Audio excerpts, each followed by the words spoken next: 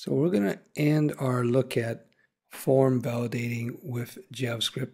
And by no means have we covered everything that you can do to validate forms with JavaScript. Again, the point of these videos is to introduce you to get your feet wet to the basic principles. Anyhow, we're going to look at a very simple example here, which I created for us on the side. A very simple form which checks for first name and email address.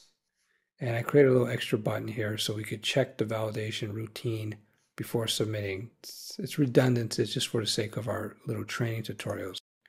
Let's just jump into the code first, and we'll take it from there. So here's our form. And the thing that you got to take away is, again, the name of the form is send email. And on the submit, we return check form, of course. With this variation of the form, we have two input boxes, one called name underscore first, the other called email underscore address.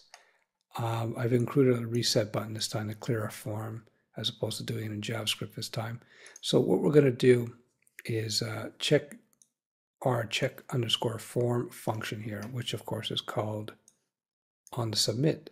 So let's scroll up. First thing we do is we create two variables, name underscore first, email underscore address, and basically we're setting these to be the value of those particular form elements. So the first form is the name underscore first form element. The second one is the email underscore address element. I call them element, but they're just the input boxes, right? Name underscore first, email underscore address. So there you go. I then use these variables in this if statement, this conditional. I could have just typed this in right in here and typed this in right in here.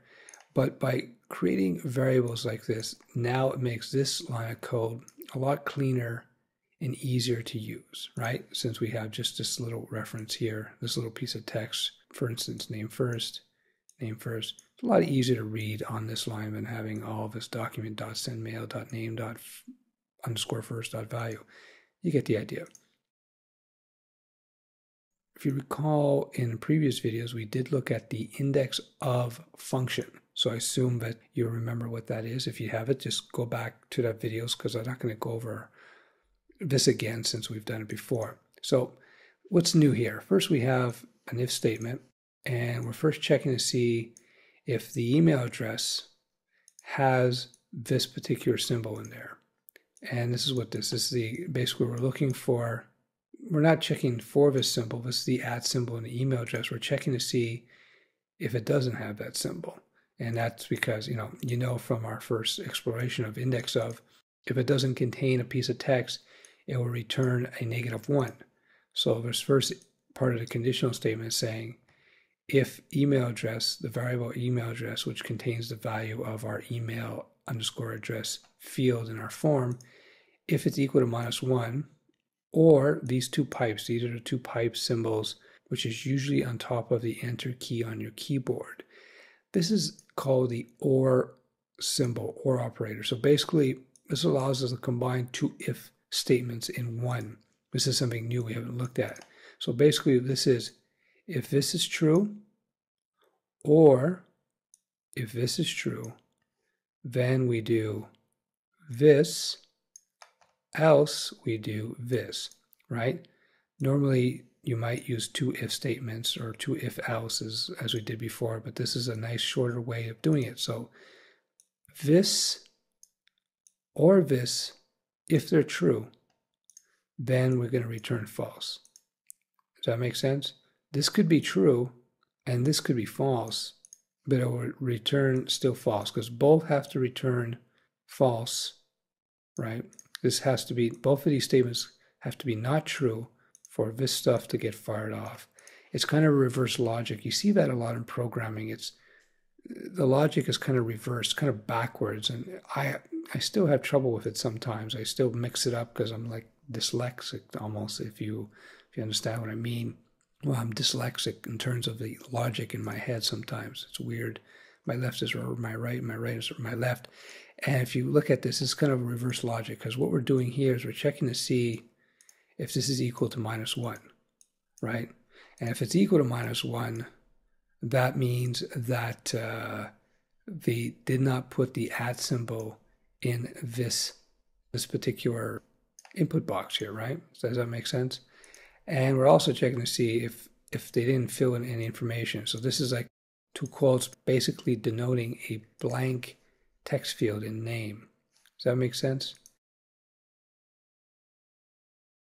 This may be a little bit more difficult to wrap your head around this, but just understand the basics of this particular line of code. So any of these happen to be true, then we fire off this alert saying, hey, fill in the form, and we don't submit the form. If they're both false, which means they filled in the form, that means we fire off this alert, we will return true, which means that the form will be sent off. I hope that makes sense. So let's play with this a little bit. So I'm just going to leave it blank here, and I'm just going to hit submit. Fill in the form properly do. So the form is not submitted because we didn't do it properly. I also did a check form here. This is a button. We'll do the same thing, right? And I don't know why. I just wanted to do that as an example now. I added a bunch of CSS to give it some color, but check form. See, I'm just unclick, fire check form. Now, this is not going to submit the form or anything. It's just going to run this function and check it for us. In terms of controlling the form, this only gets fired on the onSubmit. That means when we click the submit button right down here. So let's go back to our live page. So I'm going to put in just a bit of text. I'm going to leave that empty. I hit submit. Fill in the form properly, dude. Right? Because we didn't put our @ symbol. Even if I put more text in here, fill in the form properly, dude. We didn't fill in the form properly. For this form to be filled in properly, according to our rules, we need to have the @ symbol, which is using an email address. Now I'm going to use the check form so we don't submit the form, and we're going to get a different alert box. The alert box indicating that, yes, indeed, the form is filled in. You filled in the form, let's go. So we don't go forward. Why? Because this is being called, the check form function is being called on this here, but it doesn't affect the form.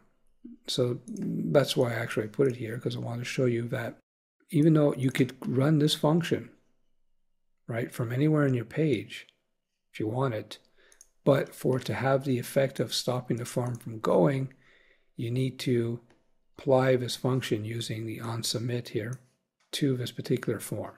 So let's click the button now. Now when I submit this, it's going to take us to the next page. So it says you filled in the form, let's go, okay.